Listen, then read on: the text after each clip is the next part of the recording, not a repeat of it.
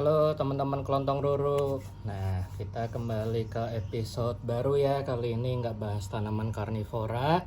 Dan sebelumnya juga mohon maaf udah lama nih nggak sempet bikin konten karena ada kesibukan kerja ya sekarang. Nah, sekarang tak sempet-sempetin bikin konten lagi. Kita akan bahas tentang tanaman semut. Nah, tanaman semut ini itu bahasa saintifiknya bisa dibilang adalah tanaman Myrmecophit. Jadi di mana tanaman tersebut itu bersimbiosis dengan semut, dan simbiosisnya itu juga sifatnya mutualisme ya, karena saling menguntungkan keduanya. Nah, kemudian juga sifatnya ini hampir semuanya simbiosis, tapi katanya sih saya baca ada satu. Jadi ada satu tanaman yang nggak bisa hidup tanpa semutnya. Tapi itu nanti kita akan bahas lagi karena bukan tanaman asli Indonesia ya. Nah, secara kategori luas, untuk bisa masuk kategori Myrmecophit ini, itu ada banyak. Sama seperti kayak tanaman karnivora itu kan untuk masuk kategori carnivorous syndrome, itu juga banyak kriterianya. Nah, kriteria yang paling utama untuk tanaman Myrmecophit adalah dia membentuk domatia. Jadi domatia itu adalah organ dari tanamannya sendiri yang menjadi rumah atau sarang semutnya. Dan biasanya bentuk domatia tersebut itu khusus dan bentuknya mencolok banget ya untuk mengakomodir semut. Nah, kemudian juga kalau teman-teman suka lihat ke hutan, itu kan beberapa jenis pakis kayak Drenaria atau bahkan Platycerium atau pakis tanduk rusa, itu juga perakarannya kan sering dihuni semut. Tapi kan dari situ perakarannya tersebut tidak bersifat domatia, di mana dia tidak membentuk organ khusus. Nah, kemudian juga selain domatia atau organ khusus yang menjadi rumah semut tersebut, biasanya tanaman tersebut sama kayak Nepenthes atau tanaman karnivora lain. Mereka akan menghasilkan kelenjar khusus seperti nektar yang bisa menarik kehadiran semut. Nah, kita akan bahas dari keluarganya dulu nih. Yang menarik dari sarang semut itu juga mereka rata-rata adalah convergent evolution, di mana dari beberapa famili berbeda, itu mereka menempuh jalur perubahan hidup atau evolusi yang sama. Contoh yang paling terkenal sebagai Myrmecophit itu adalah tentu sesuai nama ya, Myrmecodia. Ini adalah tanaman Myrmecodia, jenisnya tuberosa. Kemudian juga selain itu yang terkenal adalah keluarga Hypnophytum. Nah, Hypnophytum sama Myrmecodia ini adalah keluarga Rubiaceae. Rubiaceae itu paling khas kelihatan dari bunganya. Terus teman-teman pasti udah tahu itu salah satu keluarga yang terkenal adalah kopi. Nah, jadi aneh ya, keluarga tanaman kopi sampai bisa berevolusi memiliki domatia seperti ini. Nah, kemudian selain dari keluarga domatia, itu juga ada pakis, biasanya dari keluarga genus Leccanopteris. Nah, di sini kita ada Leccanopteris crustacea, sama yang biru ini saya lupa namanya. Nah, nanti kita akan bahas juga, karena saya punya spesimen crustacea lain yang udah rawatan lama, itu sampai udah keluar daun fertilnya. Nah, propagasinya juga nanti kita bahas di situ ya. Nah, kalau keluarga pakis Leccanopteris ini itu adalah dari famili Polypodiaceae. Kemudian juga ada yang menarik juga dari keluarga Hoya atau tanaman bergetah. Itu juga ada. Biasanya yang bersimbiosis dengan semut itu adalah keluarga Disidia. Nah, sekalian buat pamer di sini Disidia yang saya tampilkan itu semuanya variegata ya. Ini Numularia variegata, kelihatan panunya. Kemudian juga ini habis dirusak bekicot, tangkainya patah, tapi untung udah diakarin di moss, jadi masih terselamatkan. Saya juga lupa ini nama spesiesnya apa, tapi kelihatan variegatanya lain, ngeblok albu. Nah, kalau beberapa keluarga Disidia itu yang paling mencolok adalah domatianya Disidia mayor. Itu saya juga ada, tapi di kebun saya yang di rumah lama ya. Itu organ domatia sampai besar banget kayak jengkol segini. Nah, kita bahas satu-satu dulu nih, dari yang paling terkenal dulu aja. Yaitu adalah Myrmecodia sama Hypnophytum. Jadi kalau untuk Myrmecodia ini domatianya udah jelas ya. Bagian batangnya ini membesar, jadi sebenarnya dia layak juga disebut sebagai caudiciform. Jadi bukan tanaman caudex tapi caudiciform, bentuk yang menyerupai caudex itu artinya. karena ini adalah bagian batang yang membesar. Tapi kalau di tempat lain sebagai tempat menyimpan nutrisi, di tumbuhan lain maksudnya, kalau di sini sebagai domatia. Nah, domatia ini fungsinya selain mengakomodir semut, semut-semut tersebut kan membuat sarang. Nah, setelah membuat sarang, mereka sifatnya akan seperti kaudex.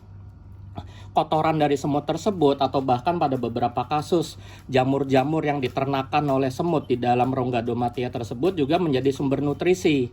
Jadi itu konsepnya mirip dengan kaudex. Ini bentuknya lucu ya, kayak logo pramuka kalau kata Ruru. Nah, kemudian yang paling saya kuasai juga itu adalah Hypnophytum. Nah, sisi yang menarik dari Hypnophytum ini, itu dari ahli-ahli, terutama ahli di Asia, itu belum ada penelitian lebih lanjut. Jadi sejauh ini baru dibagi menjadi 2 kompleks.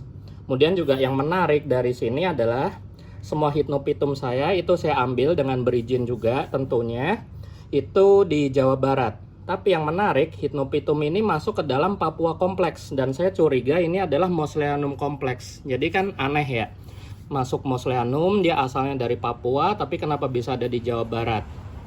Nah, itu saya sedang diskusi, nanti juga saya akan panggil beberapa peneliti untuk bertemu dan ngobrol ya, membahas ini tentang sejarahnya, kenapa bisa sampai di Jawa Barat. Semoga ada jawabannya.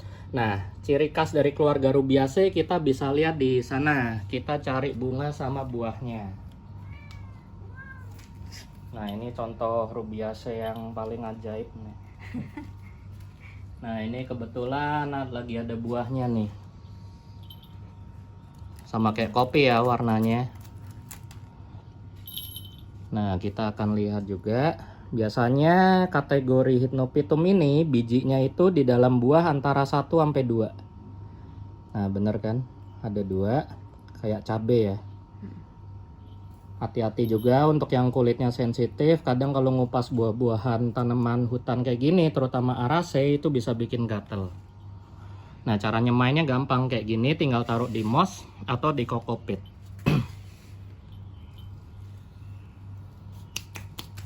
Kalau nggak salah tadi ada yang lagi bunga, kita cari ya bentuk bunganya itu warna putih, dan bunganya itu ciri khas paling umum dari Mosellanum atau Papuanum kompleks.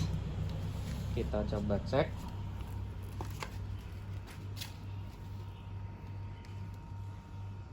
Atau udah dibedol bocil tadi bunganya. Nah, ini ada sih calon bunganya, tapi tadi kalau nggak salah ada yang udah mekar. Dan ciri khas utama dari si Papuanum atau Mosellanum ini, itu bunganya cenderung melengkung ke belakang. Sedangkan saudaranya yang spesies Jawa, saya lupa namanya, itu bunganya nggak melengkung. Kemudian cara membedakan yang lain, si Papuanum kompleks ini daunnya lebih sukulen, tebel ya. Terus tulang-tulangnya kalau yang spesies Jawa Barat itu rasa daunnya kayak kertas, lebih lembut. Terus jari-jarinya ini lebih banyak. Nah, kemudian tadi kan kita udah lihat bunga sama bijinya. Nah, sekarang kita akan bahas propagasi non generatifnya juga. Jadi kalau teman-teman mau iseng nyoba setek tangkai seperti tanaman berkayu lain, itu bisa. Tapi untuk membentuk bonggol kayak gini butuh waktu lama banget, sangat susah. Jadi disaranin kalau mau vegetatif itu ada cara ekstrimnya. Jadi kalau teman-teman udah punya yang bonggol besar seperti ini, kemudian kalau kita lihat nih, ini kan perakarannya rapet ya, hampir di semua permukaan bawahnya ada akar. Nah, propagasi vegetatif yang paling ekstrim itu kita belah. Ini kan dari sisi depan sampai belakang udah keluar akar. Kita belah di tengah kayak gini, seret. Nah, habis itu belahannya kita oles dengan fungisida sama bakterisida. Habis itu nanti dari belahan yang nggak punya tunas itu bisa keluar tunas. Itu cara vegetatif yang paling umum dilakukan agar cepat keluar umbinya.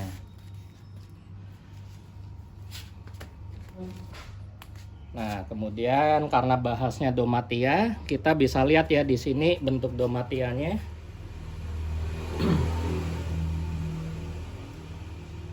Kelihatan, para semut akan membuat sarang di daerah sini. Kemudian kotoran dari semut, kemudian juga jamur-jamur yang diternakan oleh semut itu juga turut memberi nutrisi. Nah, kita coba, oh di bagian sini juga kelihatan nih. Ada habis dimakan semut, dimakan bekicot. Jadi kalau ada yang penasaran tanaman obat sarang semut ini kayak gini ya, daleman atau aslinya. Kalau lukanya masih baru kayak gini, warnanya hijau, kayak apel muda. Tapi kalau udah tua, dia akan cenderung langsung coklat kayak gini. Dan warnanya kenapa coklat? Karena dia adalah modifikasi dari batang berkayu ya, caudiciform tadi. Nah, perannya si semut selain memberi nutrisi, dia juga itu menjaga tanaman tersebut dari predator. Kalau si Myrmecodia ini dia mengambil langkah lebih nih. Dia masih belum terlalu percaya semutnya. Dia mengambil langkah sampai berduri banget. Biasa jenis-jenis berduri gini juga banyak ditemui di Myrmecodia yang spesies Papua. Itu bentuknya aneh-aneh. Nah, ciri khas Hypnophytum itu juga rata-rata sih nggak ada yang berduri. Tapi kalau nggak salah di artikelnya ada ya yang mempunyai tonjolan gitu. Nah, terus kita bahas juga, oh ya ini.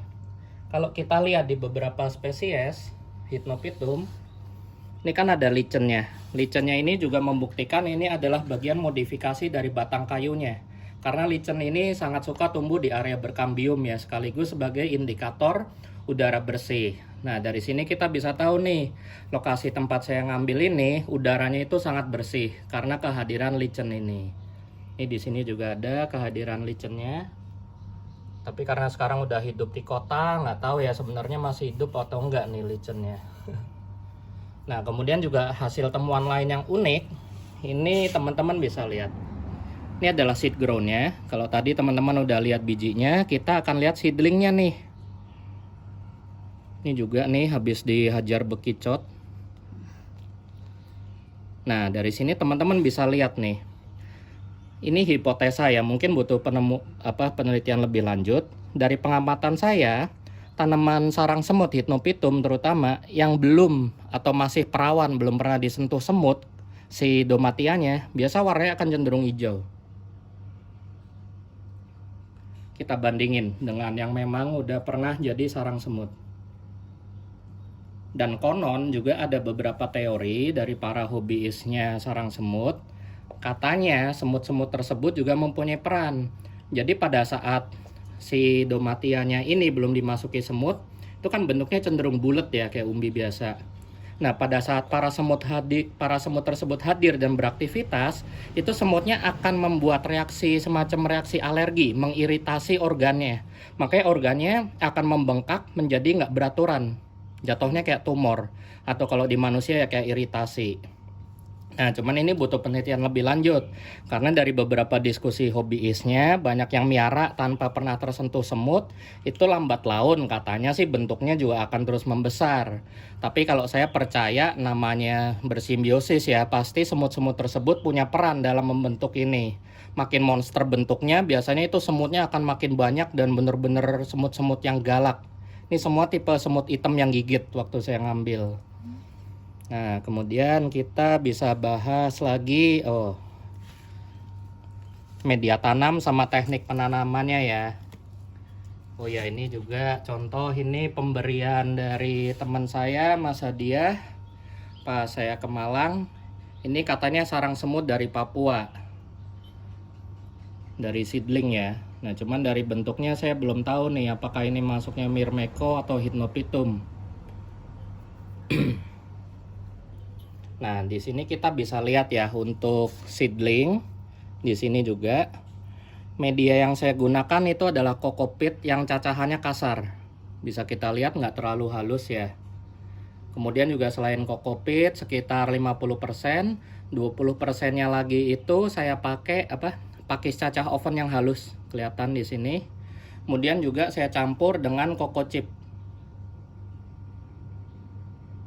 Nah, kemudian setelah itu untuk memberi nutrisi juga, bagian atasnya biasanya saya taburi humus kaliandra. Kalau dari pengalaman saya rekomen jangan pakai humus bambu. Karena kurang bagus buat perakarannya. Humus kaliandra itu terbukti lebih bagus buat saya. Kemudian juga untuk memberi nutrisi selain kaliandra, tanaman ini juga sensitif. Jadi saya rekomennya pakai osmokot. Bisa yang seimbang atau bisa yang 6, 13, 25. Karena kita tahu peran P yang paling utama selain untuk pembungaan pembuahan juga bisa untuk membentuk umbi. Jadi kita sinyalir umbinya nanti akan lebih sehat, lebih kokoh. Nah, sebagai contoh juga kalau tanaman tersebut mendapat nutrisi P yang cukup, kita bisa lihat ya, walaupun udah dihajar kayak gini, tanamannya nggak stres, masih tetap hidup. Justru kalau buat bule-bule yang konservasionis, mereka sengaja dibelah untuk ngasih kasanah edukasi kalau memang semut-semut tersebut itu bersarang di dalamnya. Di sini juga ya, ini udah kita hajar aneka pupuk segala macam dari kecil, kelihatan umbinya kokoh banget dan nggak infeksi walaupun udah dihajar. Nah, tadi medianya, jadi saya rekomen campuran kokopit yang udah dibilas kasar, campur kokocip, kaliandra, sama osmokot. Nah, itu tadi kan kalau di potting. Kemudian kita juga bisa kasih contoh yang epifit nih. Ini kita bisa pakai di batang pakis ya.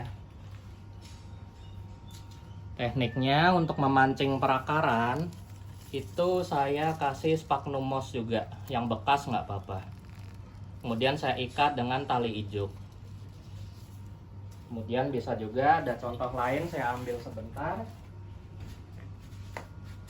Di situ aja. It's okay. Nah, ini kelihatan dia udah tumbuh ya tunas-tunas barunya. Bisa langsung diikat di batang berkayu seperti ini selain batang pakis. Jadi perakarannya mereka itu sangat suka bagian bertekstur. Jadi jangan yang terlalu halus.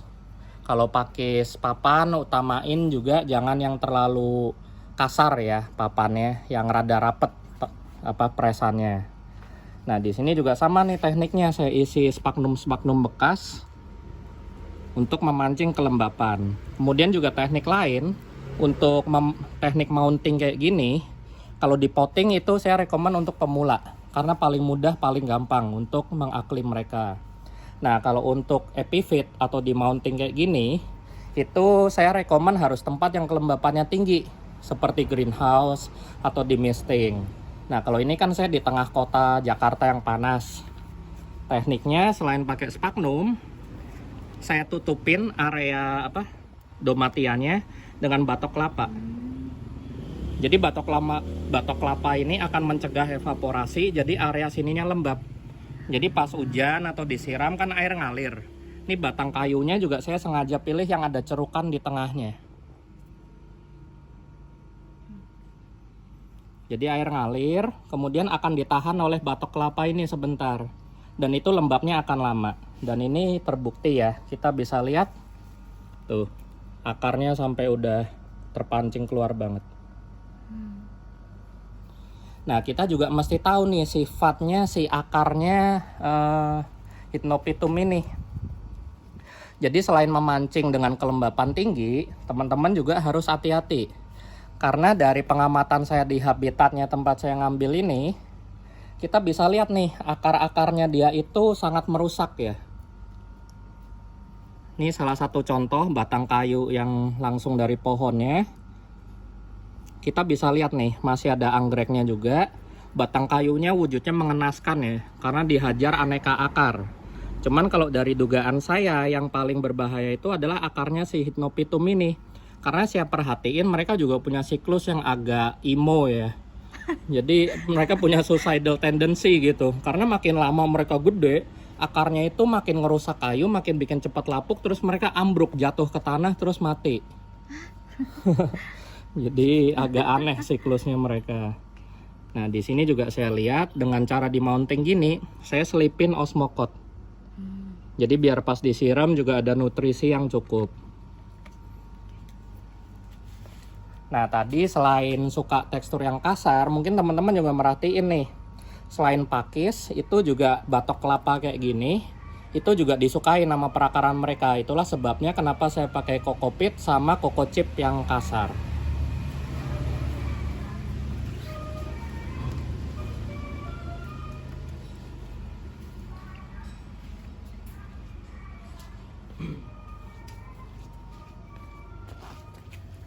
tadi kita udah bahas teknik di mounting ya, kemudian juga di dalam potting. Nah, ini juga nih, kenapa saya pakai ijuk kayak gini? Karena saya perhatiin dari tanaman-tanaman epiphyt kayak Hoya, anggrek, dan lainnya, mereka juga suka dengan tekstur ijuk ini.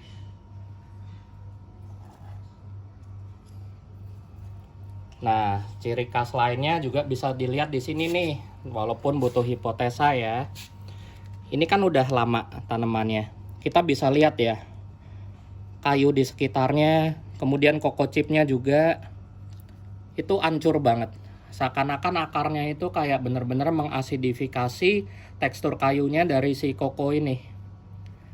Kelihatan ya, kita bandingin dengan koko yang masih baru.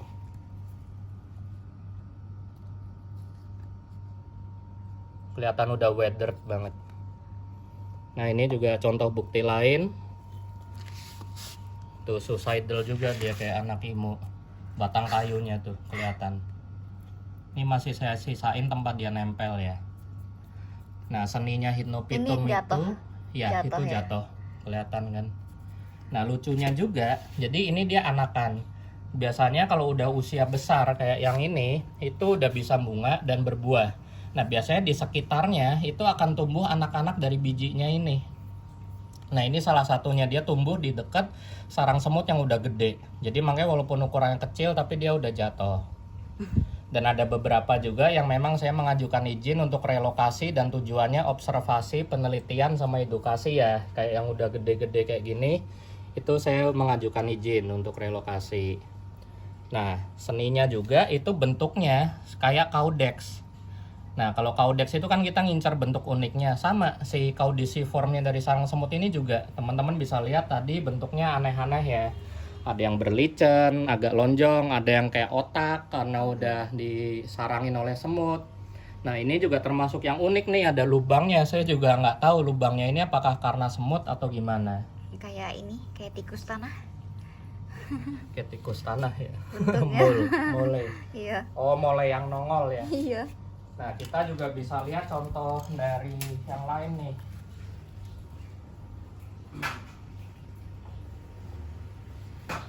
Tadi.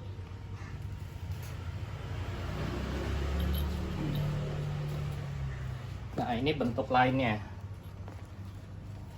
Nah, ini disinyalir semutnya termasuk banyak banget.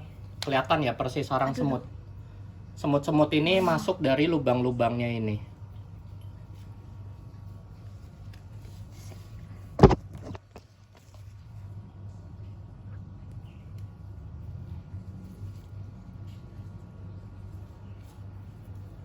Agak peduli dia ya. Iya. Nah, itu tadi ada hipotesanya, tergantung kondisi si semutnya, dia mengiritasi domatiannya kayak gimana. Kemudian juga ini sebenarnya adalah akar ya, karena tempat saya mendapatkannya itu lembab banget. Jadi dari bagian mananya cenderung gampang keluar akar. Oh ya, juga sama seperti karakter umbi pada umumnya, walaupun ini adalah modifikasi batang, semua bagian dari domatiannya ini bisa ngeluarin akar kalau kelembapannya tinggi. Nah, itu tadi ya daya tariknya, dari bentuknya aja teman-teman udah bisa lihat nih, beraneka ragam banget. Setiap daerah bentuknya beda-beda. Iya, dari beberapa pohon aja saya perhatiin beda-beda. Nah, kemudian kita tadi udah bahas tekniknya, itu juga, oh ada yang ketinggalan terakhir. Saya memakai perpaduan teknik potting sama mounting. Nah, ini contohnya. Saya pakai net pot anggrek. Kemudian akarnya saya masukin ke net potnya. Kemudian saya masukin kokopit. Kemudian saya tutup dengan koko fiber. Tujuan koko fiber ini selain disukain oleh akarnya Hypnopithecus, juga untuk menjaga kelembapan. Dan ini nanti dari sisi belakang tinggal dicantol. Nah, ini kan jadi enak ya. Ini win-win solution. Jadi kemudahan memeliharanya kayak teknik di potting, gampang untuk menyiramnya dan ngasih nutrisi. Tapi dari segi keindahan digantung juga bisa, karena bentuknya alami. Nah, ini saya pakai cara cepat aja. Kalau teman-teman yang lebih nyeni, lebih artistik, pasti bisa ngedekor lebih cakep lagi dari ini. Apalagi kalau tempatnya lembab, tinggal pakai moss hidup, wah udah cakep banget. Nah, ngomong-ngomong tentang moss juga, saya ada hipotesa juga nih. Dari tempat-tempatnya Hypnopitum hidup ini, itu rata-rata walaupun ya dikultivasi atau para hobis luar banyak yang pakai media sphagnum, mungkin teman-teman ngeh nih, kenapa saya pakainya kokopit, nggak ada yang pakai sphagnum? Karena saya perhatiin untuk Hypnopitum ini, nggak ada yang hidup di batang berlumut. Jadi mereka punya tendensi justru menghindari lumut ya, yang basah. Saya juga nggak tahu kenapa. Itu butuh hipotesa lebih lanjut. Nanti saya akan diskusi juga dengan para ahlinya. Nanti mungkin kita bisa bikin episode lanjutannya ya. Nah, episode selanjutnya kita akan bahas tentang Leccanopteris ini. Nah, berhubungan sama bakat seni tadi atau nyeni, ini salah satu contohnya ya. Walaupun saya nggak terlalu nyeni, tapi saya nemu bongkahan kayak yang udah lapuk, saya mounting, saya dudukin. Ini jatuhnya juga hybrid ya, nggak di potting, nggak di mounting. Jadi cerukan kayunya saya isi dengan media, kokopit, kokocip, juga kaliandra. Kemudian ini saya kasih sabut kelapa juga untuk nahan kelembapan di perakarannya. Jadi proyeksinya agar nanti bisa lebih cepat aklim. Nah, ini tadi yang saya jelasin juga. Nanti di bagian akhir akan ada penjelasannya kenapa bisa kayak gini. Ini adalah cedera akibat full sun karena belum terlalu aklim.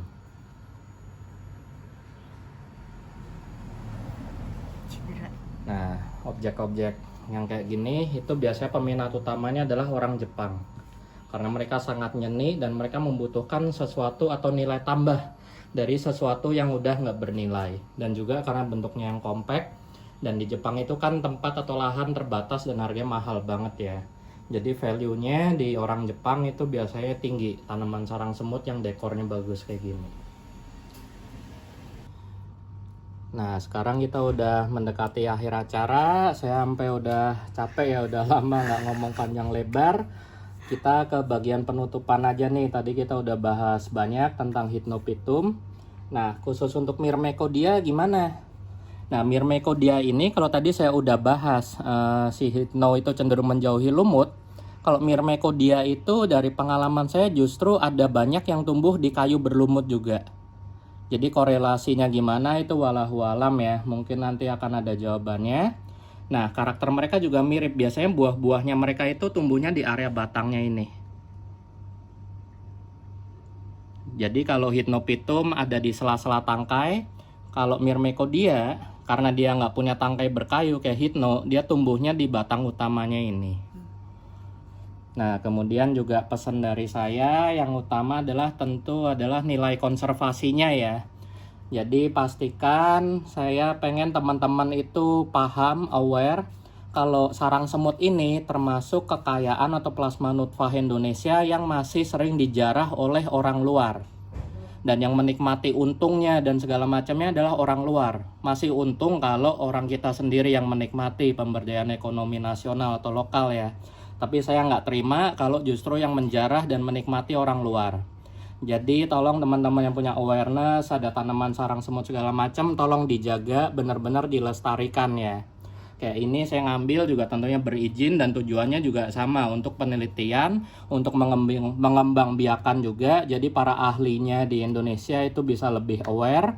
Kemudian juga para aparat, institusi lainnya itu juga bisa paham kalau tanaman ini selain punya nilai edukasi, dia juga punya nilai di alam ya. Peran pentingnya di ekosistem karena dia mengakomodir semut.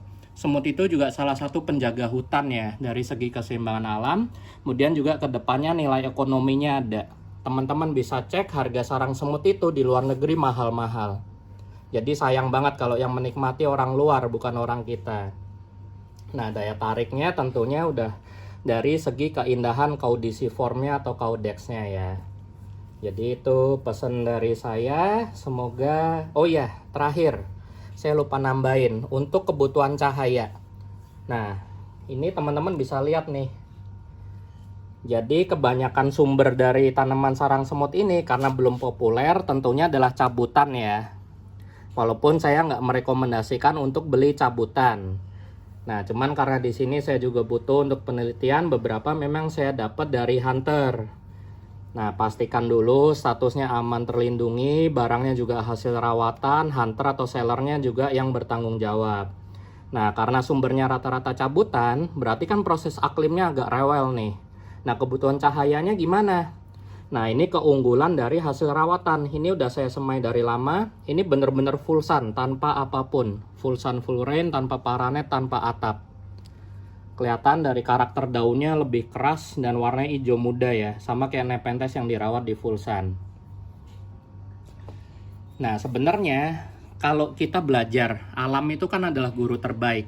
Ini saya ceritain habitat aslinya. Biasanya umbi-umbi dari atau caudiciform atau domatia dari Hypnopithecus ini itu tumbuh di tangkai pohon yang tersembunyi dari matahari. Itulah kenapa dia mendevelop ranting-ranting yang sangat panjang seperti ini.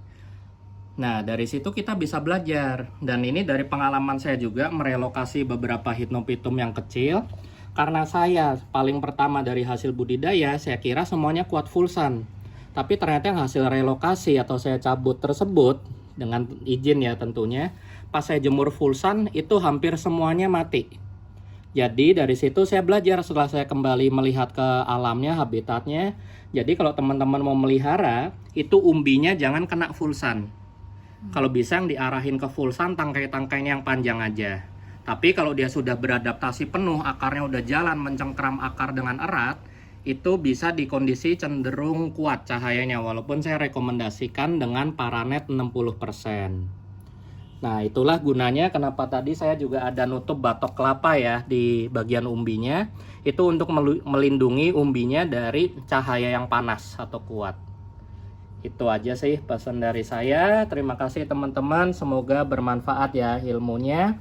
Dan pesan dari saya, tolong jaga kelestarian tanaman-tanaman hutan Indonesia yang unik dan menjadi incaran orang luar negeri. Cukup kita yang harus jadi ahlinya. Thank you.